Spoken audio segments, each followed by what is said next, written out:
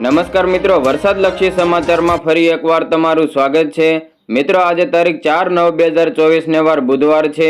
ત્યારે આજના વિડીયોમાં ખાસ કરીને આજે ગુજરાતના કયા વિસ્તારોમાં વરસાદી માહોલ જોવા મળવાનો છે તેના વિશેની સંપૂર્ણ માહિતી મેળવવાની છે। તો આ ઉપરાંત આગામી દિવસોમાં પણ ગુજરાતના કયા વિસ્તારોમાં મેઘતાંડવ જોવા મળવાનું છે તે અંગેની સંપૂર્ણ માહિતી મેળવવાની છે। તો આ વરસાદી માહોલ વચ્ચે ગુજરાતના કયા વિસ્તારોમાં કેટલા કિમીની ઝડપે પવન ફૂંકાવાનો છે તે વિશેની સંપૂર્ણ માહિતી પણ મેળવવાની છે।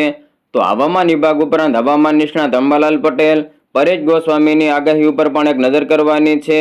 તો આ ઉપરાંત આજે સવારે પૂરા થતા છેલ્લા 24 કલાકમાં ગુજરાતના કયા વિસ્તારોમાં મેઘમહેર જોવા મળી હતી તેના વિશેની સંપૂર્ણ માહિતી પણ મેળવવાની છે। તો પૂરગ્રસ્ત વિસ્તારોની મુલાકાતે કેન્દ્રની જે ટીમ આવવાની છે તેના વિશેની સંપૂર્ણ માહિતી પણ મેળવવાની છે। તો વિડીયોને અંત સુધી જોતા રહેજો। વરસાદની પળે અપડેટ સૌથી પહેલા મેળવવા માટે અમારી ચેનલને સબસ્ક્રાઇબ કરવાનું ના ભૂલતા। મિત્રો, સૌપ્રથમ હવામાન વિભાગ દ્વારા કરવામાં આવેલી આગાહી ઉપર એક નજર કરીએ તો હાલની સ્થિતિ પ્રમાણે વરસાદનું જોર ઉત્તર ગુજરાત, દક્ષિણ ગુજરાત અને કચ્છના કેટલાક વિસ્તારો ઉપર વધારે રહેવાની સંભાવના દેખાઈ રહી છે। ગુજરાતમાં ઓગસ્ટ મહિનાના અંતમાં પડેલા અતિભારે વરસાદ બાદ ફરી એકવાર સપ્ટેમ્બર મહિનાની શરૂઆતમાં પણ ભારે વરસાદ પડી રહ્યો છે। ત્યારે હવામાન વિભાગે ગુજરાતમાં હજુ પણ આગામી દિવસોમાં વરસાદ પડવાનું ચાલુ રહેશે તેવી આગાહી દર્શાવી છે અને કેટલાક વિસ્તારોમાં ભારે વરસાદની સંભાવના પણ દર્શાવી છે। મિત્રો, બંગાળની ખાડીનું બનેલું ડિપ્રેશન આંધ્રપ્રદેશ, મહારાષ્ટ્ર પરથી આગળ વધીને નબળું પડી ગયું છે અને હવે તે લો પ્રેશર એરિયા બની ગયું છે, જે હવે મધ્યપ્રદેશ અને રાજસ્થાન ઉપર પહોંચ્યું છે। એટલે કે તે ગુજરાતની ખૂબ જ નજીક છે, જેની અસર હજી આગામી દિવસોમાં ગુજરાતમાં જોવા મળે તેવી શક્યતાઓ છે। આ પહેલા 25 ઓગસ્ટથી ગુજરાતમાં જે પૂરની સ્થિતિ પેદા થવાની શરૂ થઈ હતી એ ડીપ ડિપ્રેશનની સિસ્ટમની શરૂઆત પણ બંગાળની ખાડીમાં થઈ હતી અને કચ્છ પરથી આગળ વધીને તે વાવાઝોડું બન્યું હતું। હવે હવામાન વિભાગે ફરી એકવાર નવું લો પ્રેશર બંગાળની ખાડીમાં બનશે તેવી આગાહી કરી હતી અને તેની અસર ભારતના કેટલાક વિસ્તારોમાં આવતીકાલથી શરૂ થઈ જાય તેવી સંભાવના પણ દેખાઈ રહી છે। મિત્રો, હવામાન વિભાગે આગામી 4 થી લઈને 5 દિવસ સુધી ગુજરાતના મોટા ભાગના વિસ્તારોમાં વરસાદની સંભાવના દર્શાવી છે, તો કેટલાક જિલ્લામાં ભારે વરસાદની પણ સંભાવનાઓ છે। હાલની સ્થિતિ પ્રમાણે અને હવામાનના વિવિધ મોડેલોના જણાવ્યા પ્રમાણે 9 સપ્ટેમ્બર સુધી વરસાદી માહોલ રહેવાનો છે।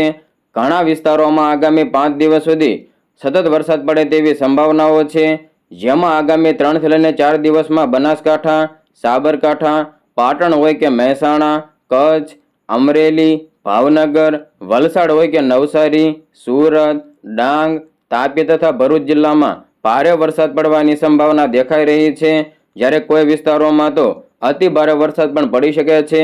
આ ઉપરાંત ગુજરાતના અન્ય વિસ્તારોમાં પણ છૂટોછવાયો અને હળવાથી મધ્યમ પ્રકારનો વરસાદ થવાની સંભાવનાઓ છે। મિત્રો, હાલની સ્થિતિ પ્રમાણે વરસાદનું જોર ઉત્તર ગુજરાત, દક્ષિણ ગુજરાત, કચ્છના કેટલાક વિસ્તારો પર વધારે રહે તેવી સંભાવનાઓ છે। ગુજરાતમાં ઓગસ્ટ મહિનાના અંત અને સપ્ટેમ્બરની શરૂઆતના દિવસોમાં પડેલા વરસાદને કારણે મોટાભાગના જિલ્લામાં સરેરાશ કરતાં વધારે વરસાદ નોંધાયો છે। આ પહેલા જુલાઈ મહિનામાં પણ ઘણા વિસ્તારોમાં વધારે વરસાદ નોંધાયો હતો। હવામાન વિભાગે આપેલી માહિતી પ્રમાણે બંગાળની ખાડીમાં એક નવો લો પ્રેશર એરિયા સર્જાવાની સંભાવનાઓ છે। 5 સપ્ટેમ્બરના રોજ આ સિસ્ટમ સર્જાઈ શકે છે અને તેની અસરની શરૂઆત થઈ જશે। આ સિસ્ટમ હાલ ઓડિશાના દરિયા કિનારાની આસપાસ બને તેવી સંભાવનાઓ છે। હવામાન વિભાગ પ્રમાણે પશ્ચિમ બંગાળની ખાડીમાંથી બનશે અને શરૂઆતમાં તેની અસર અહીં આવેલા દરિયાકાંઠાના વિસ્તારોમાં થવાની છે। હવામાન વિભાગના આંકડાકીય મોડેલો પ્રમાણે આ સિસ્ટમ પહેલા પૂર્વ તરફ આગળ વધશે અને પછી ઉત્તર પશ્ચિમ તરફ આગળ વધે તેવી સંભાવના દેખાઈ રહી છે। એટલે કે આ સિસ્ટમની સૌથી વધારે અસર ઓડિશા, પશ્ચિમ બંગાળ, ઝારખંડ, બિહાર, છત્તીસગઢ, મધ્યપ્રદેશને થવાની છે, જે બાદ આ સિસ્ટમ ઉત્તર પ્રદેશના વિસ્તારોને પણ અસર કરે તેવી સંભાવના દેખાઈ રહી છે। હાલની સ્થિતિ પ્રમાણે લો પ્રેશર એરિયા ગુજરાત ઉપર આવે તેવી સંભાવના ઓછી દેખાઈ રહી છે। જો તે પશ્ચિમ મધ્યપ્રદેશ સુધી પહોંચે તો ગુજરાતને તેની અસર થાય તેવી શક્યતાઓ છે। હાલની સ્થિતિ પ્રમાણે 9 અને 10 સપ્ટેમ્બર બાદ ગુજરાતમાં વરસાદનું પ્રમાણ ઘટવાની શક્યતાઓ છે। મિત્રો, સપ્ટેમ્બર મહિનો એ ચોમાસાનો છેલ્લો મહિનો છે અને સામાન્ય રીતે 20 સપ્ટેમ્બર બાદ ચોમાસાની વિદાયની શરૂઆત થતી હોય છે। કેરળમાંથી ચોમાસાની શરૂઆત થાય અને રાજસ્થાનથી ચોમાસું પરત ફરવાની શરૂઆત થતી હોય છે. જોકે બંગાળની ખાડીમાં ફરી એકવાર કોઈ સિસ્ટમ સર્જાશે તો ચોમાસાની વિદાયમાં મોડું થઈ શકે છે.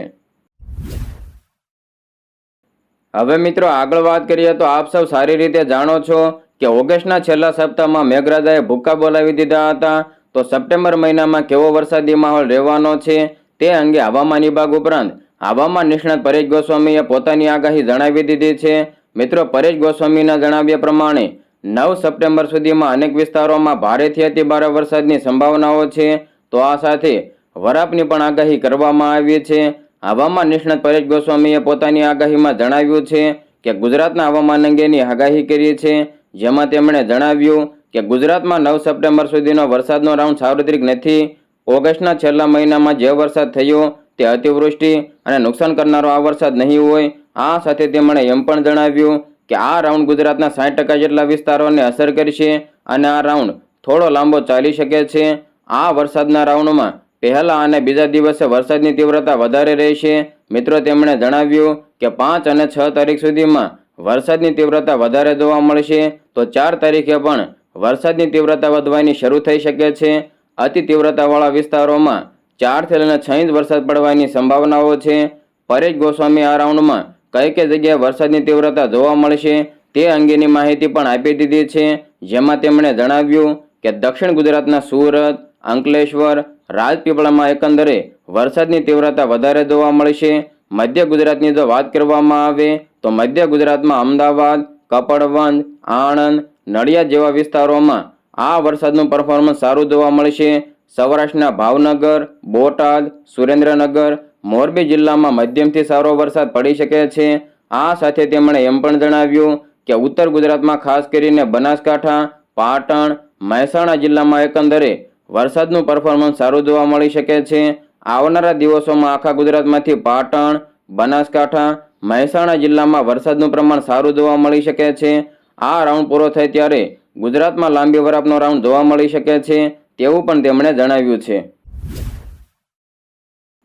હવે મિત્રો આગળ વાત કરીએ તો હવામાન વિભાગની આગાહી વચ્ચે સુરતમાં ધોધમાર વરસાદની સ્થિતિ જોવા મળી છે. સુરતમાં ધોધમાર વરસાદથી અનેક વિસ્તારોમાં જળબંબાકારની સ્થિતિ સર્જાઈ હતી. માંગરોળ નાની પારડી ગામે મંદિરમાં ફસાયેલા 4 લોકોનું રેસ્ક્યુ કરવામાં આવ્યું હતું. હવામાન વિભાગની આગાહી વચ્ચે સુરતમાં ધોધમાર વરસાદની સ્થિતિ જોવા મળી છે. મિત્રો, સુરતમાં ધોધમાર વરસાદથી અનેક વિસ્તારો જળબંબાકાર બની ગયા હતા. ત્યારે માંગરોળ નાની પારડી ગામે 4 લોકોનું રેસ્ક્યુ કરવામાં આવ્યું હતું, જેમાંથી 2 લોકોનું સ્થાનિક લોકોએ રેસ્ક્યુ કર્યું હતું. મંદિરના પૂજારી મહિલાનું એસડીઆરએફ દ્વારા રેસ્ક્યુ કરવામાં આવ્યું હતું. કીમ નદીના પાણી મંદિરની આસપાસના વિસ્તારોમાં ફરી વળ્યા છે, જેને પગલે અનેક લોકો ફસાયાના સમાચાર મળ્યા છે. વધુમાં હવામાન ખાતાના જણાવ્યા પ્રમાણે શહેર અને જિલ્લામાં વરસાદે આજે સવારથી જ ધડબડાટી બોલાવી દીધી હતી. માંગરોળ તાલુકામાં તો રાત્રે જળબંબાકારની સ્થિતિ સર્જાઈ હતી. નદી નાળાથી લઈને ગામડાઓના રોડ રસ્તા ઉપર નદીઓ વહેતી થઈ હતી. સુરત જિલ્લામાં તથા ઉપરવાસમાં પડી રહેલા ભારે વરસાદને કારણે માંગરોળ તાલુકાની કીમ અને ભૂખી નદીઓના જળસ્તરમાં વધારો થયો છે. ત્યારે માંગરોળ તાલુકાના 19 ગામોમાં સવારે 7 વાગ્યાથી સાંજે 5:30 વાગ્યા સુધીમાં 1508 લોકોને સલામત જગ્યાએ ખસેડવામાં આવ્યા હતા. તો માંગરોળ તાલુકાના લુવારા, સુરાલી, વસરાવી, લીંબાડા, ટીંબરવા, હરસણી, કનવાડા, નોગામા, શાહ, ગોળીકુઈ, ગીદરમ, ખરેડા, શેંઠી, માંગરોળ, મોસાલી, સિમોદનના વિસ્તારો, રમણપોક, વેલાછા, પાણેથા મળીને કુલ 1508 લોકોને સગા સંબંધીઓના ઘરે, પ્રાથમિક શાળા સહિત સલામત સ્થળે ખસેડવામાં આવ્યા છે. વહીવટી તંત્ર દ્વારા તમામ અસરગ્રસ્તો માટે જમવાની સુવિધા પણ ઉપલબ્ધ કરવામાં આવી છે.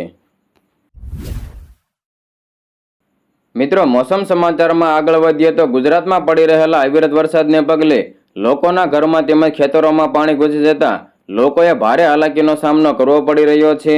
ત્યારે વહીવટી તંત્ર દ્વારા નુકસાનીનો આંકડો એકત્ર કરવા માટે તમામ વિભાગને આદેશ આપી દેવામાં આવ્યો છે. નુકસાનીની વિગતો મેળવીને કેન્દ્ર સરકારને મેમોરેન્ડમ મોકલાશે. તેમજ કેન્દ્ર સરકારની 3 ટીમ 3 દિવસ બાદ ગુજરાત આવશે અને ગુજરાતમાં કેન્દ્રની ટીમ નુકસાનીનો સર્વે કરશે. મિત્રો, ગુજરાતમાં પડેલા વરસાદે તારાજી સર્જી છે. ત્યારે ગુજરાતના રાહત કમિશનરે નિવેદન આપ્યું હતું કે ગુજરાતમાં પૂરના લીધે 49 લોકોના મૃત્યુ થયા છે. તેમજ 14 જિલ્લામાં અસર પહોંચી હતી. તેમજ પૂરને કારણે 1.69 લાખ લોકોને 8 કરોડથી વધુ કેશ ડોલ સાથે ચૂકવાય છે, જેમાં 50,111 કુટુંબોને રકમ ચૂકવવામાં આવી છે. જ્યારે 22 માનવ મૃત્યુમાં પણ ચૂકવણું થયું છે. જ્યારે 49ના મૃત્યુ થયા હતા, જેઓને હવે સહાય ચૂકવાશે. ગુજરાતમાં ભારે વરસાદને પગલે 4,773 મકાનો ડેમેજ થતાં તેઓને પણ રકમ ચૂકવાય છે.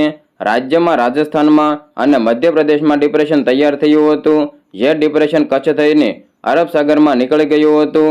ગુજરાતમાં 118% વરસાદ થઈ ચૂક્યો છે. ઝોન વાઇઝ જો વાત કરવામાં આવે તો ઝોન વાઇઝ 100% કરતાં વધુ વરસાદ આવી ચૂક્યો છે.